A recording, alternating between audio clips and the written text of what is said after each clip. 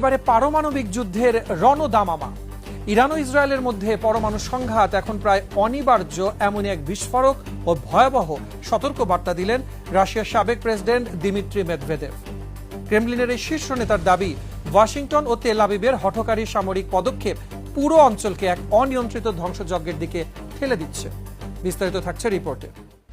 Iran ও ইসরায়েলের মধ্যে পারমাণবিক সংঘাত এখন প্রায় অনিবার্য, এমন সতর্কবার্তা দিয়েছেন রাশিয়ার সাবেক প্রেসিডেন্ট ও দেশটির নিরাপত্তা পরিষদের ডেপুটি চেয়ারম্যান দিমিত্রি মেদভেদেভ। তিনি বলেন, মধ্যপ্রাচ্যের বর্তমান পরিস্থিতি অত্যন্ত বিপজ্জনক হয়ে উঠেছে এবং এর জন্য দায়ী যুক্তরাষ্ট্র ও ইসরায়েলের সাম্প্রতিক সামরিক পদক্ষেপ।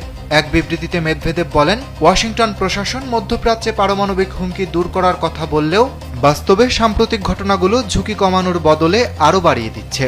তার মতে, চলমান সামরিক অভিযানগুলো কোনো স্থায়ী সমাধান আনছে না, বরং এসব পদক্ষেপ সংশ্লিষ্ট পক্ষগুলোকে আরও বড় ও